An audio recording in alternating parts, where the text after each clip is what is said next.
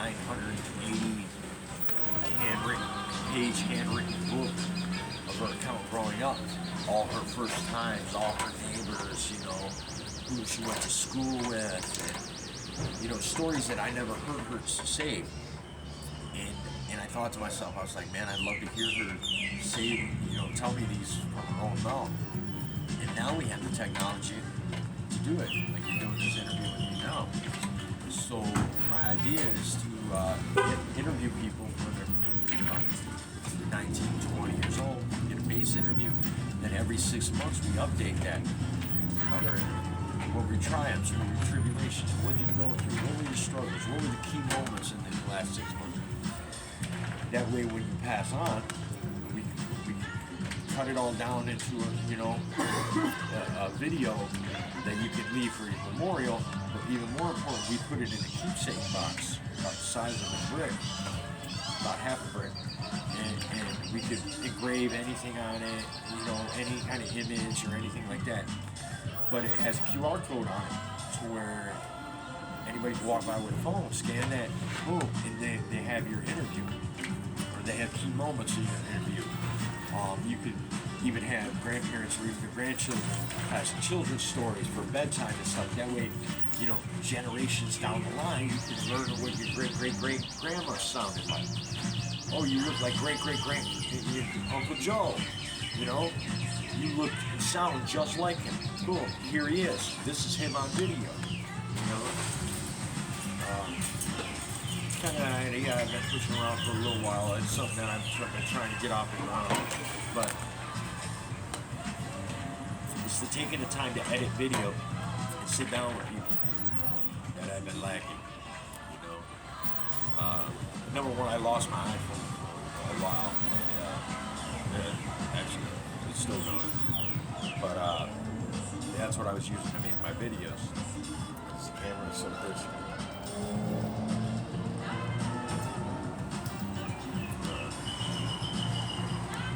But yeah, I've even made commercials for that. I've got 3 commercials on my YouTube right now for that idea. And this is a commercial that you made? Yeah. I use stock footage. I use just generalized stock footage I pulled off the internet for it. But except for the one I put all my family's photos in. My life. I have pictures of my daughter, and me and my daughter, and my nephews, and my first car, my brothers, and prom photos and shit like that. I put my life out there. So going back, speaking of your brother, going back to the beginning, I know you said you were kicked out at 15. Yeah. I further mentioned how many siblings do you have? My bad. I got an older brother who's 4 years older than me, and then I have a younger sister. She's 12 years younger than me. She was a gymnast,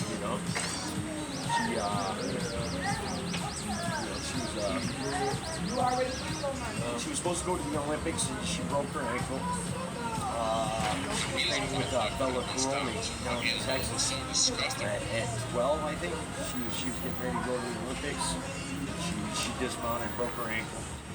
She's like the golden child for my family. Like she can't do anything wrong. My brother is just a dull motherfucker. I love him to death, but he's dull. He doesn't do anything you say. Like he's very cookie cutter. Like he wants to keep up with the Joneses. He wants to, he's not adventurous at all. He's not. He doesn't try new things. He doesn't experiment. He doesn't. He hasn't experienced nearly as much life as I have. So is this your older brother or younger brother? Yeah, my older brother. He's 4 years older than me. What is he doing now? He works for Cummins Diesel, and basically he blows up Cummins and diesel engines. He puts them on a test stand and runs until they die.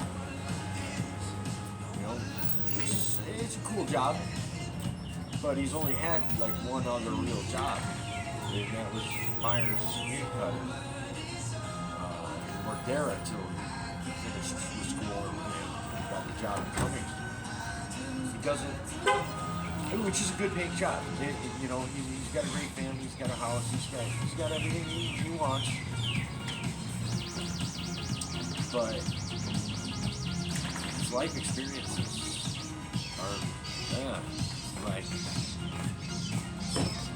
you know, there's only so much of, I don't know, it's not my life, so I can't say, you know, his experiences to me are like, you know, he doesn't smile a lot. He doesn't know how to let loose and have fun. Well, we went to Tennessee for my parents' 50th just this last year, and you know, I'm happy wherever I'm at. Like, it doesn't matter. I can make a good time out of anything. And we're there. We're walking around Tennessee, and Pigeon Forge, or actually, it's somewhere around there. We were by Dollywood, and like, they had problems with me walking up to strangers and striking up a conversation and getting to know about them.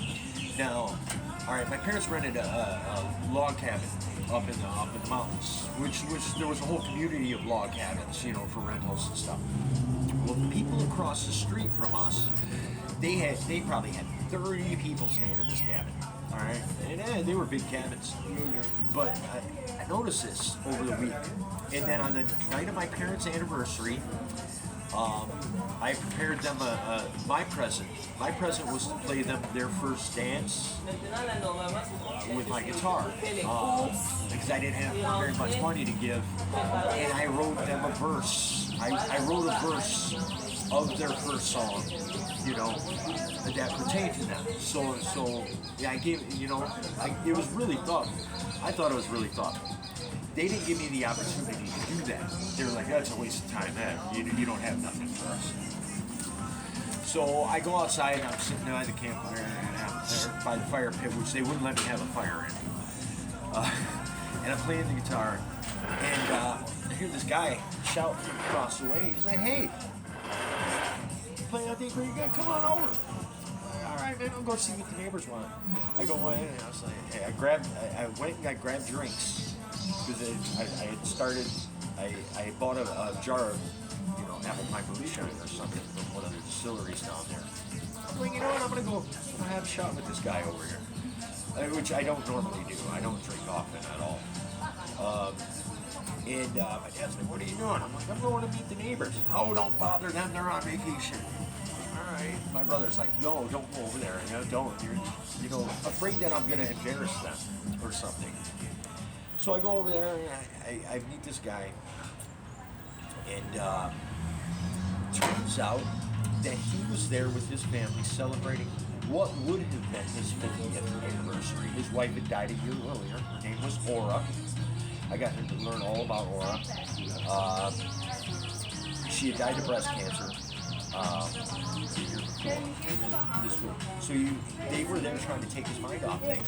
He had his whole family. He had all his grandchildren, great-grandchildren, everybody. You know, all their wives there. That's why the place was packed. And I sat there and I talked to this guy. I had a couple of shots. I started playing guitar. Well, next thing you know, I played a song, and he's like, "Oh my God, that was my first dance with my wife." I'm like, "Oh well, I got another one for you," you know. So we started getting into liquor pretty hard. By the time I knew it, we had finished 2/5 between the two of us. We were sitting arm in arm with each other, crying. Like, this guy's crying on my shoulder, I'm crying on it. Like, he comes out to my parents the next day, and he's like, I just want to come over and thank you guys for letting him come over and be the light that he was, because I haven't left the cabin since we've been here. I've been depressed. I've been sad. It's like I haven't even felt like doing anything. My wife's not here.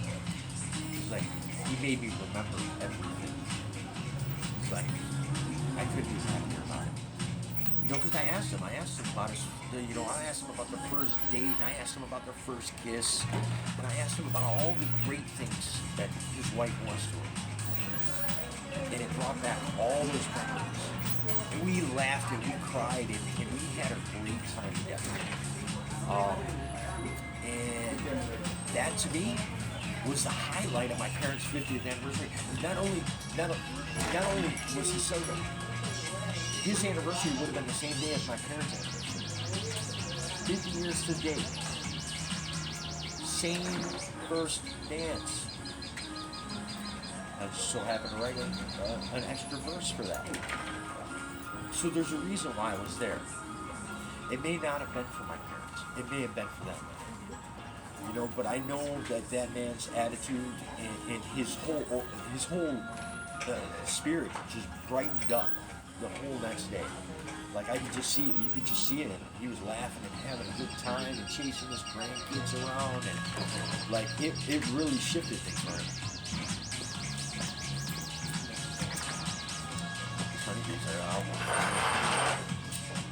So I took a risk of just going out to introduce myself. See, that's something my family, no, what will they think of you? You know, they're worried about what people think of me. I don't give a damn what anybody thinks of me. I know who I am. I mean nobody no harm. You know? And I'm gonna bring the smiles one way or another. You know, that's been the joy of my life is setting up concerts. And then I get to watch an arena go from nothing, empty, nothing on the field, building it up, putting a concert there, and then I get to watch 30,000 people smile and have a good time creating memories together. All together, all a bunch of strangers creating memories that are going to last a lifetime, a good time. That, if I could do that once a week, my life is so incredible. Because I know that my hard work helps do that. You know, I'll do whatever it takes to do that every week. I'd do it every day if I could. You know, I'm really trying to. I keep telling these production teams every time that I get on a big show like that, it's like, take me on the road. I'll give you 365 days of my time, effort, energy, and ability for nothing but food and a place to sleep. And after 365, then we can talk business. But let me show you who I am. Let me do for you what I can do for everybody. Because I can handle any aspect of any show. You know, I can set up the video walls, I can run the cables, I can set up audio, I'm good at anything. Anything that has to do with a concert, yeah, I know that shit. Inside now. Maybe not so much the rigging. I try to avoid climbing at heights, above 150 feet. I can imagine. Yeah. But anything underground, I can handle it, man. And I ran around. I did the Bad Bunny show last year. I did the tour production rehearsals, which was a week of build the stage, set everything up, tear it down in a day. So we did 7 days of that. Build it up, tear it down. Build it up, tear it down, pack it up. Build it, unpack it, build it, tear it down, pack it up. I did 7 days of that, and I worked tirelessly.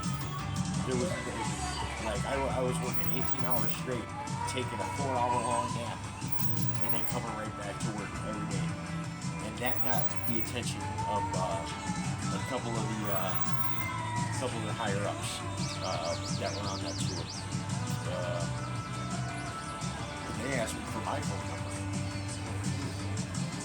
And, that just lit up my life when I got to Miami here. I ended up in the same hotel on the same floor with Bad Bunny and all his dancers. And I can tell you how. But the room was given to me. The room was given to me for a week. I'm like 2 doors down from the world's biggest superstar. Who I'm offering to work for free. Other than food and places. unimaginable. Wow, man. How long did that last for? I mean, I'm still doing. I haven't done a show in probably 2 months. But I'm supposed to go do Drake in Tampa on the 2nd of February. So, and then I just got in. I just started putting my resume out to all the staging companies down here. Like Crew One and there's Above the Mark has my information now. Because doing stagehand stuff, you're freelance. So I got to work for like 5 or 6 different companies. And I think Crew One was one of the biggest ones that did their shows down here. But I don't want to work for the stagehand companies. I want to work for the production. You know, I want to be on the road. I want to be on tour. I'm a road dog. Put me on tour, man. You're gonna get every bit of me. You know, you get every good piece of me there is. Number one, I can't get comfortable long enough to do that. You know what I mean? Or even search it out. Like, I'm just going to be working. You know? That's what I love to do. So basically, keeping it busy is what's going to keep you out of trouble and out of that... idle hands, man. You know, idle hands and devil's playground. You know, it's when the comfort zone is always the danger zone. Whenever I feel myself starting to get comfortable, I know it's time to move. You know what I mean? You get a house, you get a couch. Oh, you right. No, I'm gonna go relax on the couch for a while. Well, next thing you know, you're doing that night after night. Now you're not getting anything done when you get home.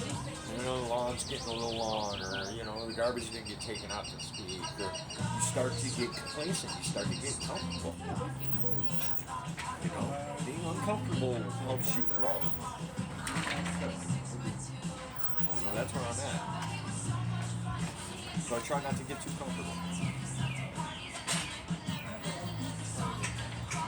Plus, I mean, you gotta get out. You gotta see things.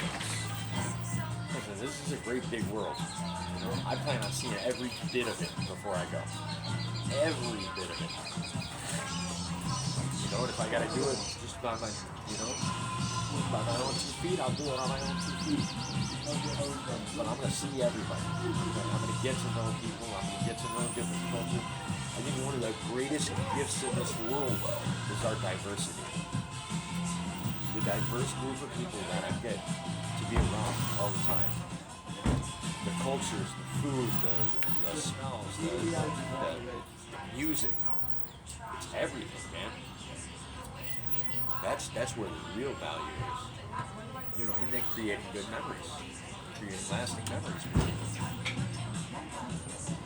I tend to leave an impact on just about everybody I meet. And I gotta be able to use that somehow to my advantage. So, you sound to be very creative, gifted, skillful, knowledgeable on a lot of different things. My question to you is, do you think you would ever overcome your addiction? Oh yeah. That's pretty much a wrap on that. I mean, I don't have an addiction to anything. I have a penchant for getting bored.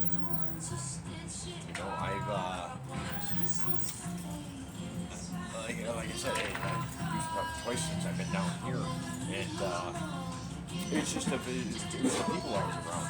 It's not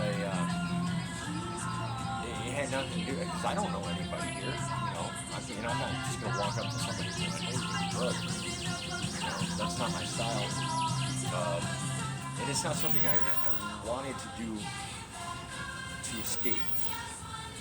You know, it was kind of all right, this is where you've been. Remember, I've been doing a lot of backtracking behind. You know, my memories and feelings lately. And coming into this new year, I know I need to clear some shit. so I can move forward. That's all. That shit's cleared. I'm ready to move forward. So you're saying as long as you're being kept busy and not comfortable in an uncomfortable situation, you wouldn't have to worry about going back to the addiction. Yeah, no. The only thing I've ever been addicted to, the only thing that's ever had control over me was the opiates. The opiates really, that was a horrible time in my life. And like I said, it's been 6 years since I used any of those except for the shoulder surgery where they only put me under for the day, and I didn't use anything after that.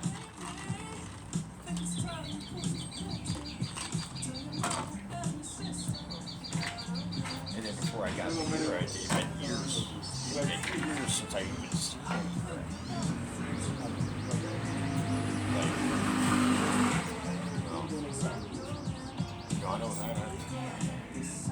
I'm not like, one of these people in recovery that's like, oh my God, you relapsed. Me using crack twice here since I've been here in Miami is not a relapse, because the amount of money that I used to spend on that shit was ridiculous. I'd spend $1,500 a night for, I think I did it 3 years straight. On top of my heroin addiction, which was, almost $500 a day. I was definitely a consumer. So when you were using it, like, where were you, at a hotel or something, or in your car? Oh, it's at home. What? Oh, right here? Well, were you spending $1,500 a day? Oh, yeah. I was at home. I didn't leave my house unless I had to go get more. Each time I left my house. So you say your house, an apartment, your own home? Yeah, we had an apartment in Port Huron, Michigan. You and your wife? Yeah. And your daughter, or? My daughter was there, and then my stepdaughter too. But I mean, that's when I was out of control. Like, that was what ruled my life. It was the only thing I ever thought about. Was getting more heroin. Once I got the heroin, let's get some crack. We're here.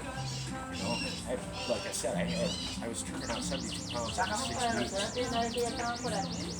Splitting with one person. Do the math, it's 72 pounds times 2,000. 72 times 2,000. I had to split that in half. That's what I said. So like 144,000 is what I was making every 6 weeks.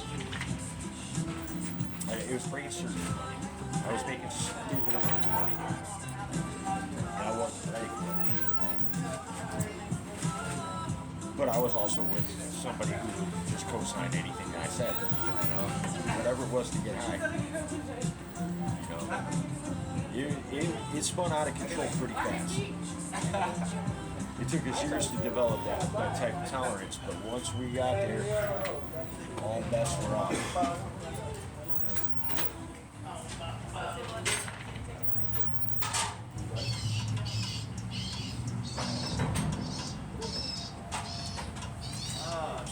So what steps are you taking to help yourself get to the next level? It's the new year. Right. I'm meditating, doing a lot of meditating. I sat down in park downtown where that MacArthur Park, I think it is. It was a beautiful park. But I hung my hammock and I sat and meditated for like 2 hours this morning. Just breathing, just focus on my breathing, with the sun on my face, it was a good way to start the new year, people look at me and they're like, well, this guy doesn't have much, but they don't understand that I'm the richest man in the world because I have memories that listen, nobody can take away the things that I've done, the things that I am. and the love that I have for everything. Like I love life. I love life so much. Everything here is for our enjoyment. We're supposed to enjoy this place. I think this is. People look at this as like it's hell. They're not. This is, to me, this is the Garden of Eden. You know, there is so much joy to be found in everything. Thank you for remembering me. I If appreciate you you. can find the joy in having New nothing, Year. you can get past the pain of having nothing, the stress of having nothing. Life is going to be a whole lot better. Life is gorgeous.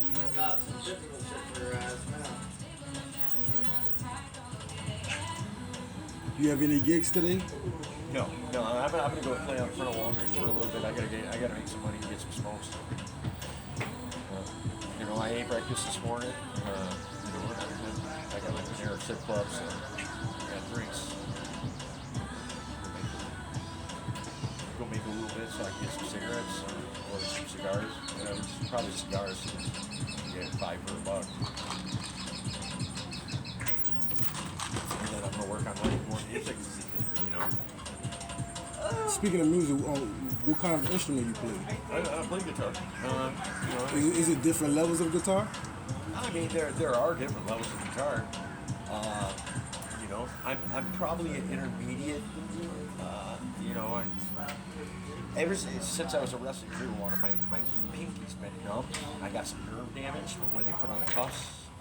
So I'm learning how to play without my pinky, which is kind of difficult. So I'm not to where I was. I kind of had to backtrack a little bit. So there's certain chords I can't make the formation because my fingers won't allow it. So I've been exercising my hand a lot, trying to get it back. I still can't feel it when I touch the string, but I can at least make the formation. You know, I've been playing 20 years, but I've been playing around campfires. You know, I don't play scales or anything like that. I know 6 chords, but I know 1,000 different ways to play them. You know, so I mean I can play anything that's not pop radio. You know, I mean it's all basically the same 4 chords anyway. Just what position are you playing? Ed Sheeran, you know, he only plays 4 chords. And the guy's, you know, skyrockets, but he keeps it simple. You know, that's the key. I tend to overthink my songs because I want them to be complex or I want them to be new. But I'm starting to learn that it's keeping it simple is the easiest and it's most ear-catching you can do. You know? But I make music for me, not for anybody else. You know, that soothes my soul. And I think that's where I'm going to succeed is keeping it from me. You know, and if other people enjoy it, good. More power to them. I make music for me. All these bees. It's amazing.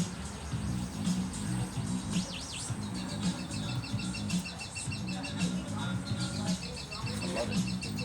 So, how many songs have you written for the past 20 years? In the past 20 years, other than the punk rock songs that I did with my friends way back in the day, Right. I mean, we had 18 songs I think on our album.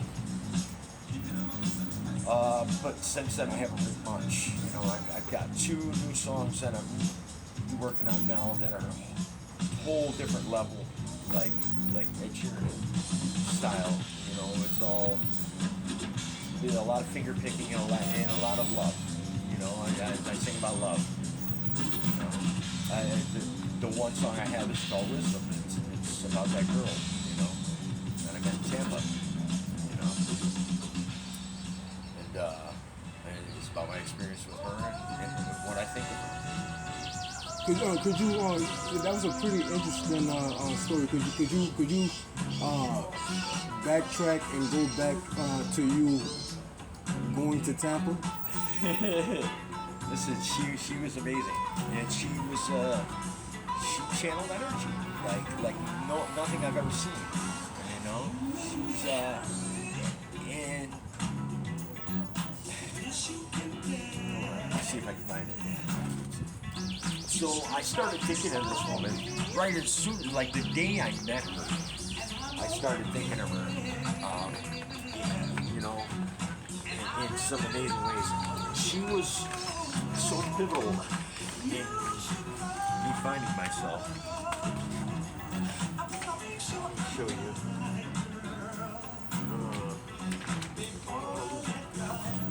So, Proverbs here. Oh wait, Proverbs isn't in the New Testament. Damn it. Oh wait, yeah, it is.